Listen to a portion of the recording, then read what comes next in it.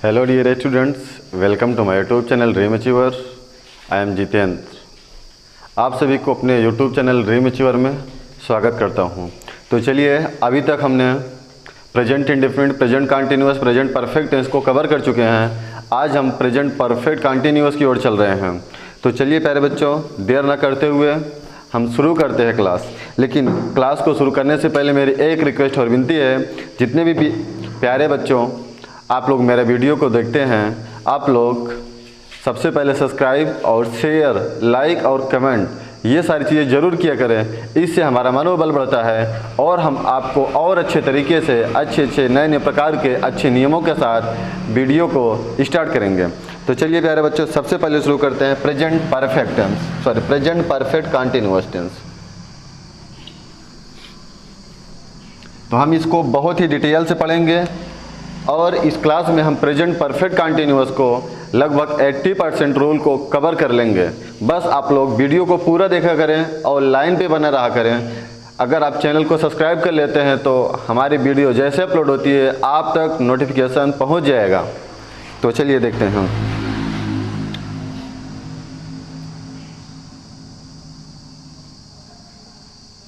Present perfect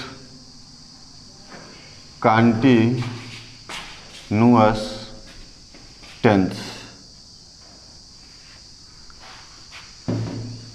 थोड़ा video pause करिए, stop करिए।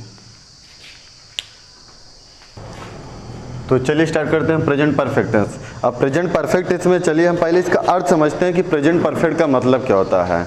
आपने तो पढ़ लिया कि प्रेजेंट परफेक्ट कंटिन्यूअस, तो प्रेजेंट परफेक्ट कंटिन्यूअस का मतलब क्या होता है। अभी तक आप लोगों ने प्रेजेंट परफेक्ट पढ़ा है और कंटिन्यूअस पढ़ा है, इंडेफिनिट पढ़ा है। तो बस वही परफेक्ट और कंटिन्यूअस की बात है। परफेक्ट का मतलब होता है कोई कार्य, यहाँ पर परफेक्ट का मतलब होगा समय, और ये कंटिन्यू का मतलब होगा कार्य जारी अर्थात अपूर्ण रहेगा। कार्य जारी अर्थात कार्य अपूर्ण रहेगा। तो अब ऐसे प्रेजेंट परफेक्ट कंटिन्यूअस टेंस आएंगे जो कार्य वर्तमान में किसी समय के साथ कार्य अपूर्ण रहेगा अर्थात कार्य जारी रहेगा, वो प्यारे बच्चों आपका कहलाएगा प्रेजेंट परफेक्ट कंटिन्यूअस टेंस। तो चलिए सबसे पहले इसकी परिभाषा को देखते हैं। तो याद रखना, परिभाषा इसमें सबसे मोस्ट है और पहचान भी तो एक अपने आप को अलग सी पहचान बनाती है। तो अब हम देखते हैं प्रेजेंट परफेक्ट कंटिन्यूअस टेंस की परिभाषा। हालांकि मैं परिभाषा लिखूंगा नहीं और मैं बोल रहा हूं, आप ऐसे लिख लीजिएगा। परिभाषा को कहते हैं डेफिनेशन। तो डेफिनेशन क्या है? जिस हिंदी वाक्य में कर्ता द्वारा कार्य बीते हुए समय के साथ, जिस हिंदी वाक्य में कर्ता द्वारा कार्य बीते हुए समय के साथ, अब यहाँ पर समय निश्चित हो गया, निश्चित, बीते हुए समय के साथ शुरू होकर वर्तमान समय में जारी रहना पाया जाता है।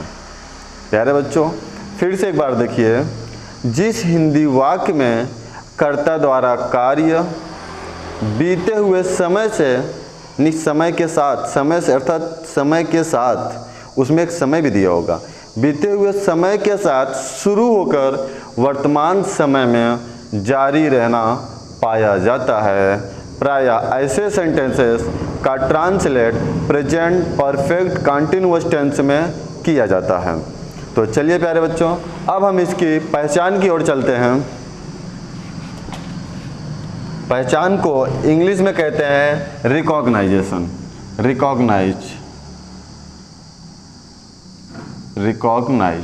रिकॉग्नाइज मीन्स होता है प्यारे बच्चों पहचान। पहचान है जिस हिंदी वाक्य के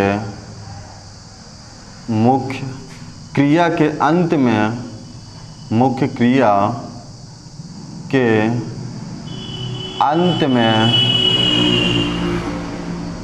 रहा है, रही है, रहे हैं, रहा हूँ और साथ ही साथ और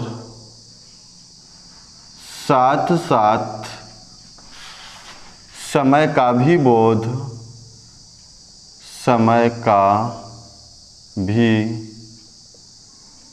बोध होता है, तो प्रायः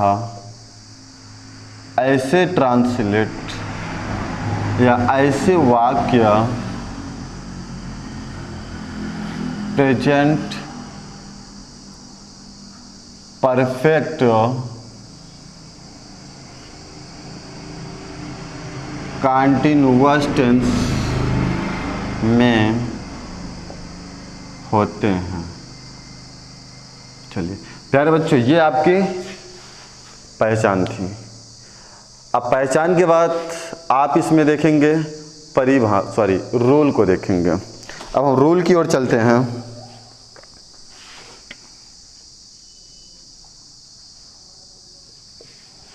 रूल आपका बनेगा सब्जेक्ट प्लस हैज या have plus been plus verb की फोर्थ फॉर्म। प्यारे बच्चे यहाँ पर देखिएगा, वर्ब की फोर्थ फॉर्म का मतलब होता है वर्ब की फर्स्ट फॉर्म में आईएनजी, वर्ब की फर्स्ट फॉर्म में ING plus object plus since या फॉर प्लस टीपी।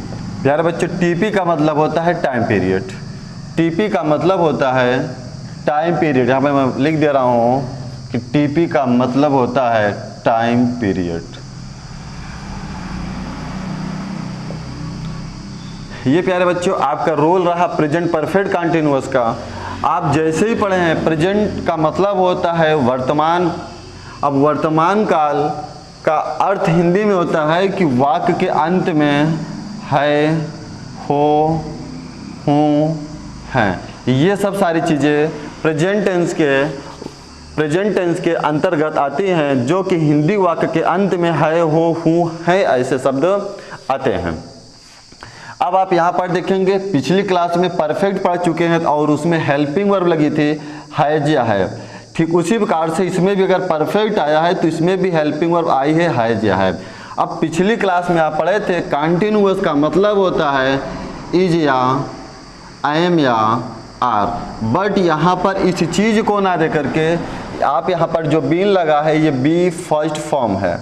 ओके, ये बी फर्स्ट फॉर्म है। अब इसे थर्ड फॉर्म बनाने के लिए, क्योंकि परफेक्ट में थर्ड लगता था और इसमें थर्ड फॉर्म बनाने के लिए हमें एक लिंकिंग वर्ब की आवश्यकता हुई, जो कि हमने लिंक किया है। ये बी से बीन हो गया, ये था आपका परफेक्ट। और ये वर्ब की फर्स्ट फॉर्म में आईएनजी जो आप देख रहे हैं, एक हेल्पिंग वर्ब तो लग चुकी है। अब उसके बाद वर्ब की फर्स्ट फॉर्म में आईएनजी, क्योंकि कार्य भी कंटिन्यू है इसीलिए यहाँ पर भी हमें वर्ब को कंटिन्यू रखना होगा।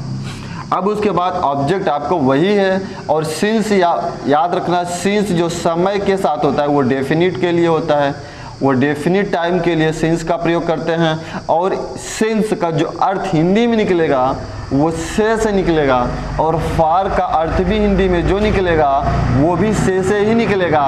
लेकिन ये डियर स्टूडेंट ये इंडेफिनिट टाइम के लिए होगा, लेकिन ये इंडेफिनिट टाइम के लिए होगा। लेकिन ये इस बात का याद रखना कि ये इंडेफिनिट टाइम के लिए होगा। अभी हम आपके डाउटेशन क्लियर कर रहा हूँ, डेफिनिट टाइम क्या है और इंडेफिनिट टाइम क्या है, जो कि मैंने अभी पिछली क्लास में इसको कंफर्म किया था। फिर से कंफर्म कर रहा हूँ, जरा ध्यान से देखना, क्योंकि बहुत सारे बच्चे की प्रॉब्लम यही होती है कि सर हम डेफिनिट और इनडेफिनिट टाइम को कंफर्म नहीं कर पाते हैं। तो आइए हम यहाँ पर आपको बहुत अच्छी तरीके से कवर करते हैं। सबसे पहले इसी को देखते हैं। देखो डेफिनिट जो होता है, अगर सबसे पहले समय की बात करते हैं, टाइम, समय यानी कि टाइम की बात करते हैं, अगर वहाँ पर 2 बजे सुबह या 3 बजे शाम, यानी कि जब बजे से रिलेटेड आएगा तो वहाँ पर आपका से के अर्थ में सिंस का प्रयोग होगा, यही है डेफिनिट। और चाहे 2, 3, 4, 5 सुबह शाम, ये सब सारी चीज़ डेफिनिट है। और अगर आप मीटिंग की बात करते हैं, जिसे बेला कहते हैं, यदि आप मीटिंग की बात करते हैं, मीटिंग में क्या होता है, सुबह शाम, ये जो होता है मॉर्निंग, इवनिंग, ये सब सारी चीज़ें यानी जो मीटिंग होती है वो भी डेफिनिट होती हैं। और उसके साथ आपका डेफिनिट जो होता है डेज नेम भी डेफिनिट होता है, जैसे Monday, Tuesday, Wednesday, Thursday, Friday, Saturday. अब उसके बाद जो ईयर्स होते हैं, याद रखना प्यारे बच्चों, जो ईयर्स है, अब ईयर्स जैसे 2000 कौन सा सन चल रहा है, अब सन ईयर्स यानी जैसे 2020 ये निश्चित है, 2020, 1998, 99 ये सब सारी चीज़ें निश्चित होती हैं। और साथ में जो सेंचुरी होती है, सेंचुरी भी निश्चित होती है, शताब्दी, वे शताब्दी 100 वर्ष की ये निश्चित होती है। और उसके साथ ही जो आपके कुछ व्यक्ति के साथ होते हैं समय, जैसे चाइल्डहुड, यूथ, जैसे हुआ बचपना, युवावस्था, ये सब सारी चीज़ें भी आपकी डेफिनिट होती हैं। अब इसी से रिलेटेड आ जाता है वो इंडेफिनिट जो होती हैं, वो क्या, अगर समय के साथ अगर देखेंगे यहाँ पर समय में, जैसे मिनट, घंटे, दिन, सप्ताह, माह, वर्ष, ये सब सारी, जैसे मिनट को इंग्लिश में कहते हैं MINUTES, hours, days, week, month, year, ये सब सारी चीज़ें प्यारे बच्चों आपकी इंडेफिनिट होती हैं। ये सब सारी चीज़ें आपकी क्या होती हैं, इंडेफिनिट होती हैं, और ये डेफिनिट होती हैं। अब अगर आपको बहुत अच्छी तरीके से समझ में आ गया होगा तो हम इसके आगे ट्रांसलेट की ओर चलते हैं। तो ज़रा ध्यान से देखना, इसे रफ कर रहे हैं।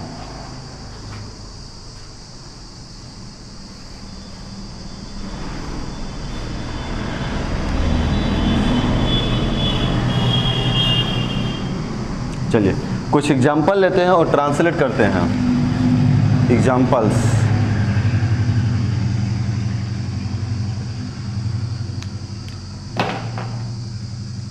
जैसे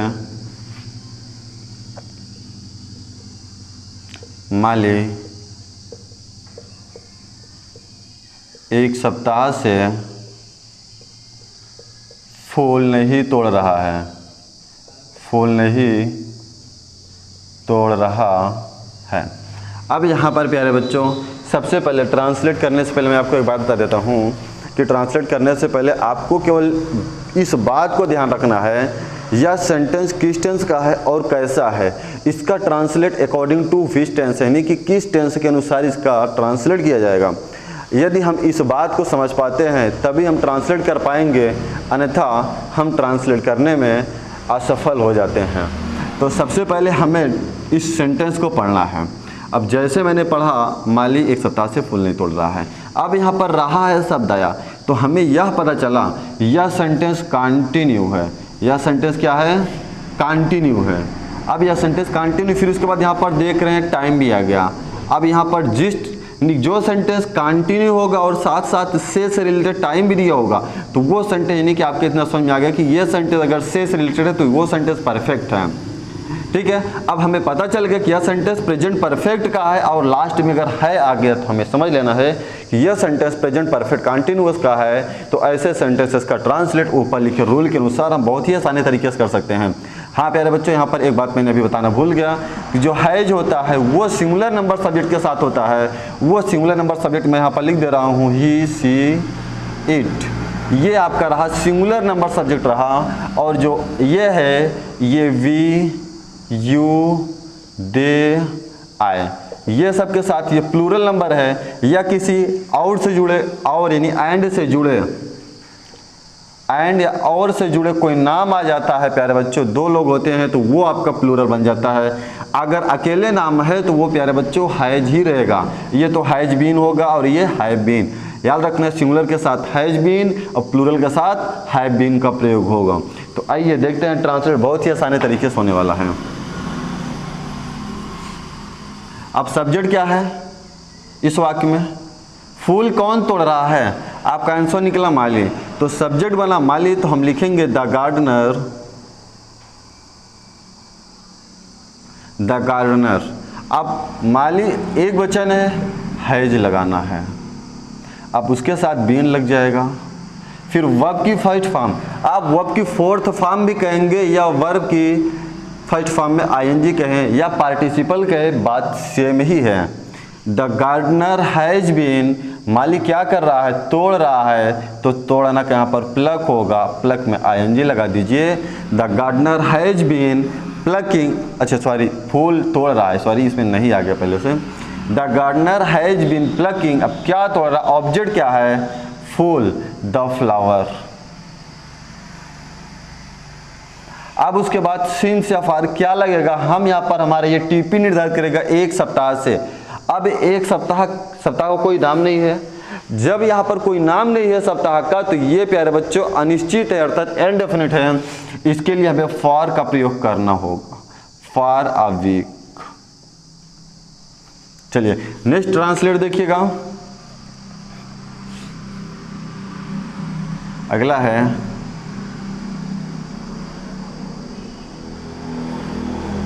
वे लोग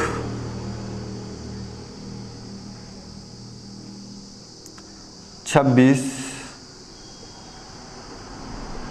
जनवरी से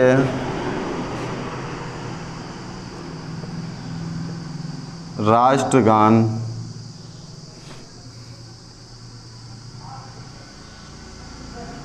राष्ट्रगीत लिख देते हैं,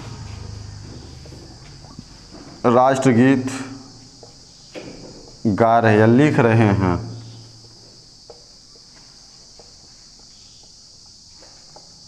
लिख रहे हैं।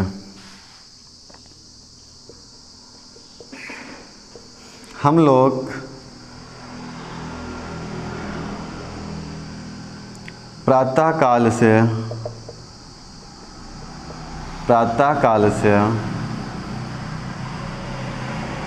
अपने घर पर खेल रहे हैं।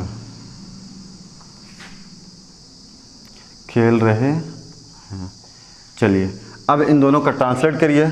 सबसे पहले देखेंगे सब्जेक्ट क्या है, वे लोग।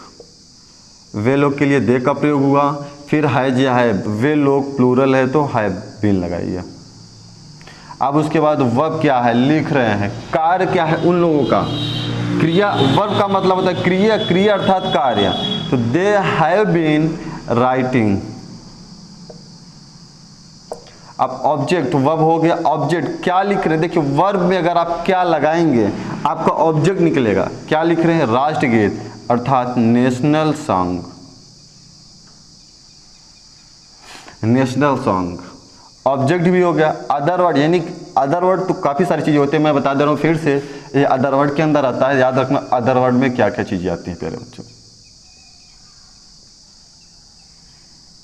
अदर वर्ड आपके 3 स्टेप में होते हैं। एक होता है, इसे याद रखिए पहले, MPT। M का मतलब होता है मैनर, P का मतलब होता है प्लेस, T का मतलब होता है टाइम। इस प्रकार से मैं ऑब्जेक्ट बताया था। ऑब्जेक्ट 2 प्रकार के होते हैं, यानी कि डायरेक्ट ऑब्जेक्ट, इनडायरेक्ट ऑब्जेक्ट। आप दोनों को लिख सकते हैं, चाहे जो पहले लिखे, लेकिन उसमें कंडीशन होती है समबडी, समथिंग। अगर आप समबडी समथिंग नहीं लिखना चाहते हैं तो समथिंग टू समबडी आप लिख सकते हैं। तो इस प्रकार से वर्ब भी होती है, यानी कि इस प्रकार से सभी होते हैं। जब हमारा सेंटेंस काफ़ी बड़ा होता है, ऐसी सिचुएशन पे हमारा ये रूल फॉलो करता है। अब यहाँ पर देखिएगा राष्ट्रगीत ऑब्जेक्ट हो गया।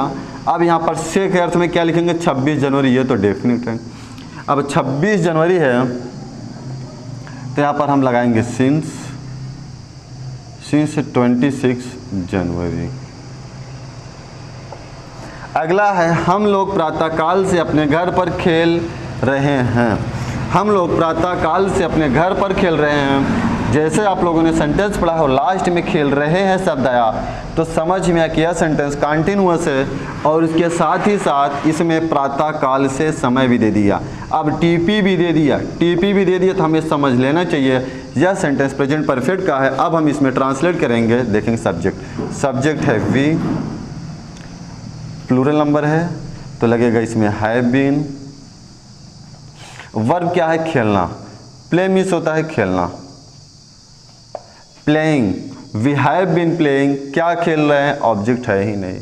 अब चले आइए अदर वर्ड पर लगाइए एट अपने घर, याद रखना वी है तो अपने के लिए आवर हो जाएगा, आवर हाउस। अब उसके बाद इसमें से की बात आई, से प्रातः काल से मैंने बताया था, ये भी जो पीरियड होगा वो भी निश्चित होगा, सिंस मॉर्निंग। यहां तक आप लोगों को प्यारे बच्चों बहुत ही आसानी तरीके से समझ में आया होगा। अब चलिए हम इसके निगेटिव सेंटेंस की ओर चलते हैं। अब देखो निगेटिव में भी कुछ नहीं है, मैंने बताया था आपको निगेटिव सेंटेंस को पढ़ने के लिए, अगर यदि सेंटेंस को अगर निगेटिव बनाना होगा तो फिर भी आपको क्या करना है। तो निगेटिव बनाने के लिए आपको हेल्पिंग वर्ब के बाद नॉट जोड़ देना है, तो आपका सेंटेंस निगेटिव बन जाएगा। लेकिन यहाँ पर हेल्पिंग वर्ब तो दो है, एक हैज और एक बीन। अभी मैंने बताया था परफेक्ट है ना, तो वही है हेल्पिंग वर्ब, हैज या है। अब जो आपकी बीन आई ना, वो तो जब परफेक्ट कंटीन्यूअस बना तो वर्ब की थर्ड फॉर्म एक वर्ब तो कार्यजारी है, इसीलिए हमने बी से बीन कर दिया, तो उसके पहले नॉट नहीं होगा, सॉरी उसके पहले नॉट होगा उसके बाद नहीं होगा, यानी कि हमारा नॉट का प्रयोग जो होगा हैज नॉट बीन या हैव नॉट बीन, अर्थात हैज या हैव के बीच में हमें नॉट का प्रयोग करना है प्यारे बच्चों। चलिए अब यह सेंटेंस आपका अभी तक अफर्मेटिव था, सेंटेंस यह अफर्मेटिव था। अब हम चलेंगे निगेटिव की ओर। अब हम चलेंगे निगेटिव की ओर। अब निगेटिव को भी जरा ध्यान से समझना, बस है कुछ नहीं, बहुत ही आसानी तरीके से यदि आप लोग मेरे साथ जुड़े रहोगे ना, मैं कहता हूँ चुटकियों में आपके सारे ट्रांसलेट हो जाएंगे। आपको ये नहीं समझना पड़ेगा कि क्या पहले लिखना है और क्या बाद में लिखना है। बस आप मेरे साथ जुड़े रहेंगे तो सोचने की ज़रूरत ही नहीं है, बस कलम फटाफट अपने से ही लिख देगी ट्रांसलेट को देखते ही देखते। तो चलिएगा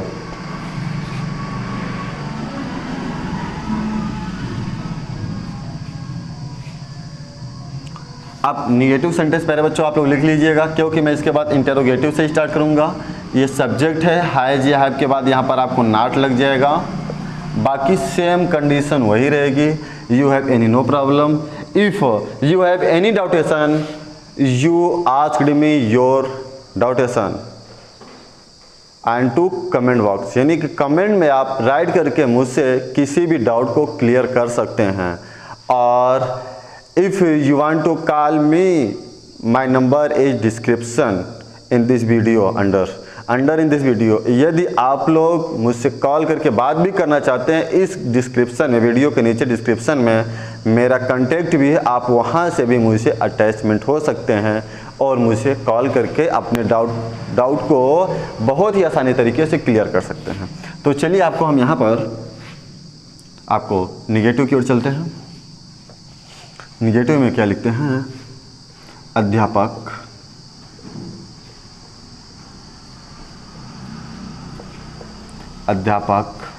बच्चों को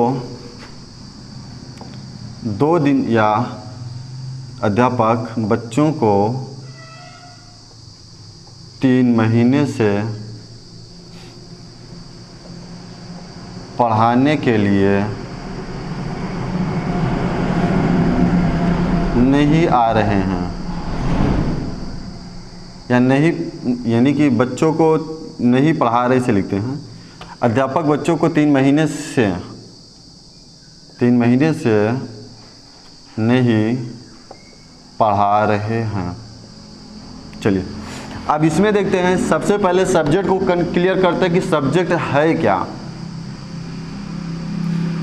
अब जैसे हम वाक्य के अंत में जाएंगे, वाक्य का अंत यही है, रहे हैं यानी पढ़ा रहे हैं, तो भैया कौन पढ़ा रहे हैं, यानी क्रिया से पहले आपको कौन लगा देना है, आपको सब्जेक्ट पता चल जाएगा। कौन नहीं पढ़ा रहे हैं या कौन पढ़ा रहे हैं, तो आपको पता चला अध्यापक, तो ये हमारा बन गया सब्जेक्ट। सब्जेक्ट है द टीचर, सिंगुलर नंबर है, सॉरी सिंगुलर नहीं है, आप सिंगुलर ही है, क्योंकि जो रहे हैं वो हमारे कुछ रिस्पेक्ट के लिए भी इसका प्रयोग किया जाता है। द टीचर हैज, अब यहाँ पर देखना हैज नॉट बीन है या हैव नॉट बीन, तो आपको यहीं पर नॉट लगा देना है। The teacher has not been, क्या नहीं कर रहे हैं, वर्ब है, पढ़ा नहीं पढ़ा रहे हैं, तो टीच मतलब होता है पैर बच्चों पढ़ाना, इसमें आईएनजी लगा दीजिए, ये हो जाएगा टीचिंग। ऑब्जेक्ट है, ऑब्जेक्ट में क्या कौन किसे, यानी क्या क्या नहीं पढ़ा रहे, किसे नहीं पढ़ा रहे हैं? द चिल्ड्रेन, बच्चों को, द चिल्ड्रेन 3 महीने से। अब यहाँ पर यह समस्या आ गई 3 महीने निश्चित है या अनिश्चित, बात फंसती है ना कि निश्चित है निश्चित। तो ऐसे सेंटेंसेस होते हैं, इसमें 3 महीने, कोई महीने का नाम दिया है नहीं दिया है ना, तो निश्चित नहीं है अनिश्चित है, पता नहीं कब से 3 महीने दिया है, ये किसी को पता नहीं है ना। अब 3 महीना जनवरी से है, ये तो लॉकडाउन में सबको पता चल रहा होगा कि ये मार्च से चल रहा है, अन्यथा तो ये पता ही नहीं चलता।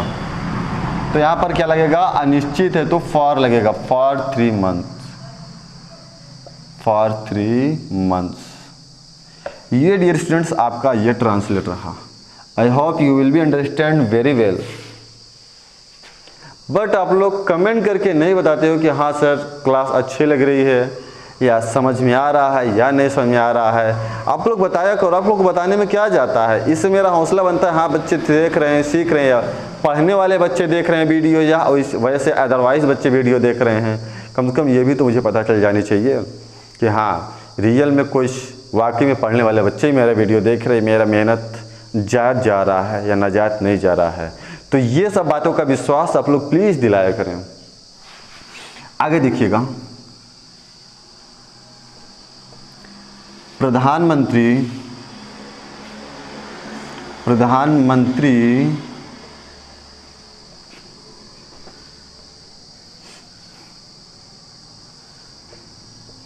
जून 2020 से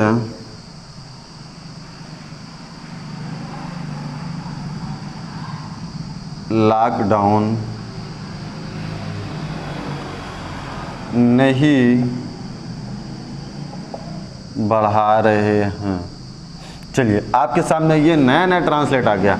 देखिए अगर आप मेरे साथ जुड़े रहते हैं ना तो आपको you have no speak in English language, आपको you have no any problem, आपको कोई समस्या नहीं होगी अंग्रेजी में बोलने में, क्योंकि मैं ऐसे ट्रांसलेट भी कराऊंगा कि आपको समस्या नहीं होगी। प्रधानमंत्री जून 2020 से लॉकडाउन नहीं बढ़ा रहे हैं। अब इसमें सब्जेक्ट आ गया पीएम, आप पीएम लिख सकते हैं, प्रधानमंत्री लिख सकते हैं।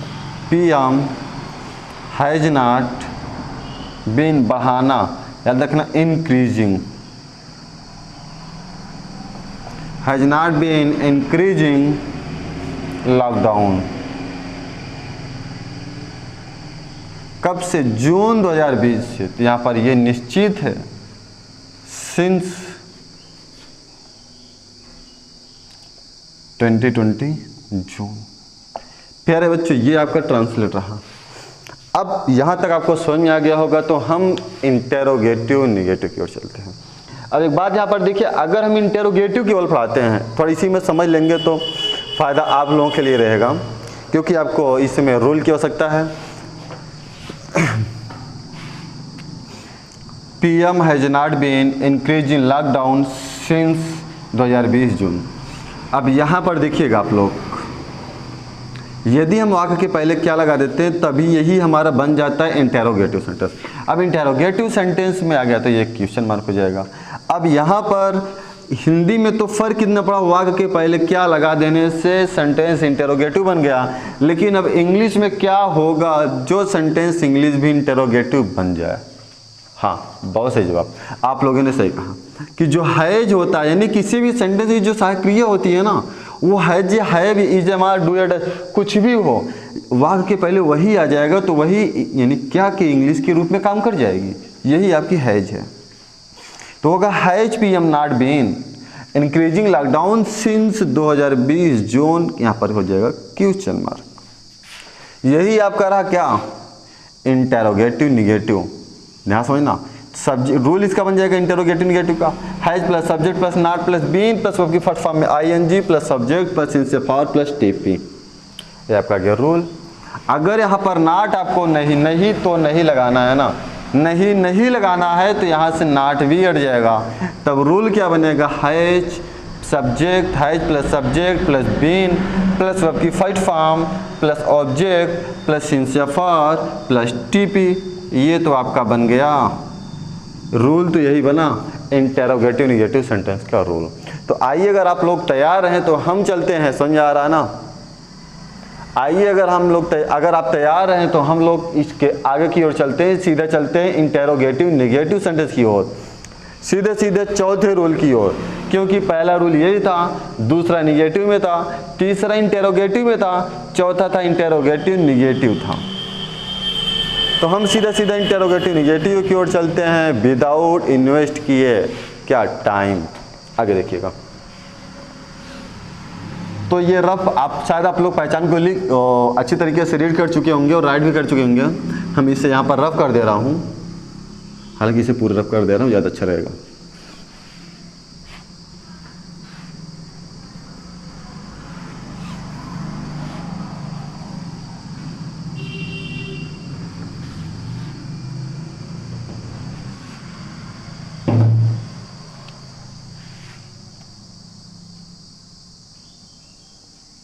एक मिनट।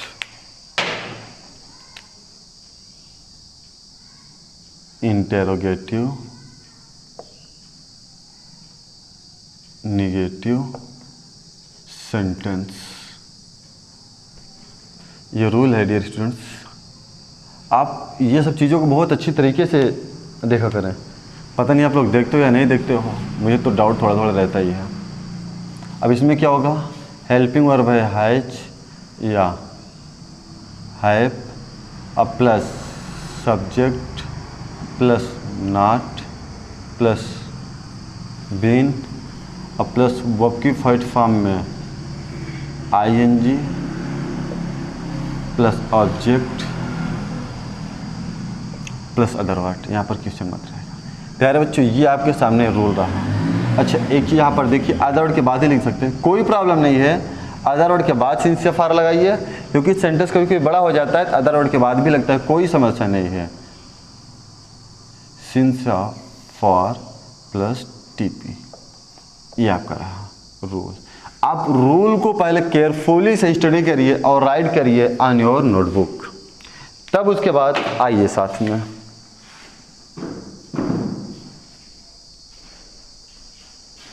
एग्जाम्पल्स को देखते हैं।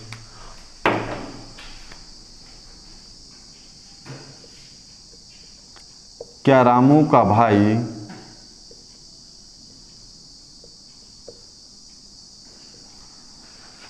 सोहन कल से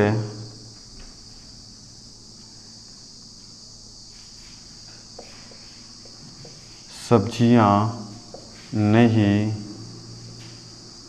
बेच रहा है? चलिए, अब आप लोग वीडियो को पॉज करिए और इसका ट्रांसलेट करके मुझे बताइए समझ में आ रहा है या नहीं आ रहा है। अब यहाँ पर देखिएगा, वाक्य के पहले क्या आया था हमें समझ में आ गया। सब्जेक्ट क्या है, रामू का भाई। ये प्यारे बच्चों पूरा सब्जेक्ट है रामू का भाई सोहन, ये पूरा सब्जेक्ट है रामू का भाई सोहन। अब यहाँ पर देखिएगा, ये सिंगुलर है तो हैज लगाएंगे, हैज रामूज ब्रदर। आप ऐसे भी लिख सकते हैं, brother Sohan of Ramu, brother Sohan of Ramu. अब उसके बाद क्या लिखेंगे, not been selling the vegetables. अब यहाँ पर देखिए, कल से, ये तो मैंने बताया ही नहीं ना, सिंस या फॉर क्या लगेगा। कल से एक बात बताना, कल से पता नहीं कब कल से, लेकिन ये बात बताना, अगर कल से कहीं जो बीता हुआ कल शायद वही से है या अगले कल से। अगले कल से बात करते हैं, शायद हम लोग हिंदी में बोलते हैं परसों, तो बात उसकी आ जाती है ना। इसलिए यहाँ निश्चित है जो आज का दिन चल रहा है वो क्या है, इससे एक दिन पहले का कल, ये भी क्या है, एक डेफिनिट है। तो चलिए देखिएगा, तो यहाँ पर क्या लगेगा आपको, सिंस, सिंस यस्टरडे, यस्टरडे। ये समझ में आया आपको। चलिए, अब मैं आपको इसमें का 5 ट्रांसलेट होमवर्क देता हूँ, वो आप लोग कल ट्रांसलेट करके कल मुझसे फिर मिलना इसी टाइम पर। तो चलिए प्यारे बच्चों, अब आपको होमवर्क दे रहा हूँ।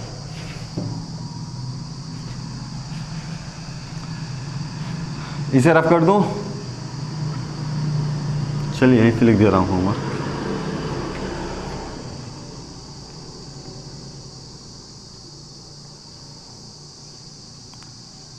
क्या हमारे अध्यापक एक सप्ताह से हमें याद नहीं कर रहे हैं? दूसरा है, क्या मैं वर्षों से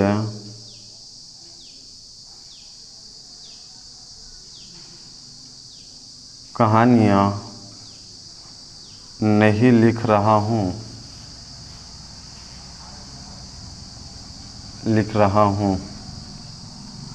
तीसरा है, क्या आप लोग जनवरी 2019 से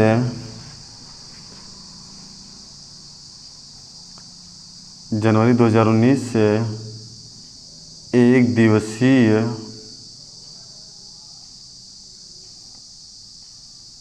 परीक्षा की तैयारी नहीं कर रहे हो? चौथा है, क्या मेढक एक सप्ताह से या एक घंटे से वर्षा होने का इंतज़ार नहीं कर रहा है? पांचवा है, क्या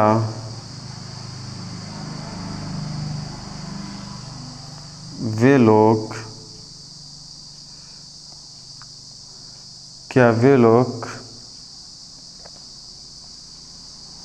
बचपन से मिट्टी का बर्तन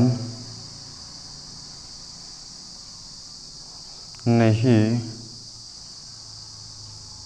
बना रहे हैं? चलिए प्यारे बच्चों, ये आपका पांचों ट्रांसलेट का होमवर्क रहा। आप बहुत ही आसानी तरीके से इसे लिख कर और ट्रांसलेट भी कर सकते हैं। और आपको नहीं आता है फिर भी कोशिश कभी मत हारना, क्योंकि डर कर नौका कभी पार नहीं होती, नहीं कि लहरों से डर कर नौका कभी पार नहीं होती, कोशिश करने वालों की कभी हार नहीं होती। तो प्यारे बच्चों, आप मेहनत करके लगे रहिएगा, जरूर समझ में आएगा। कहते हैं ना, असफलता सफलता की एक चुनौती है। स्वीकार करो तो सही, अस्वीकार करोगे तो हार गए। तो प्यारे बच्चों, मैं यही कहूँगा, आप लोग देखने के बाद अपने दोस्तों तक शेयर जरूर करें और ख़ुद को लाइक सब्सक्राइब जरूर करें, और साथ ही साथ कमेंट करके मुझे ज़रूर बताएं या ठीक है या नहीं ठीक है, ताकि इससे हमारा और मनोबल बढ़ सके। तो चलिए प्यारे बच्चों, आज के दिन आपका शुभ हो। धन्यवाद।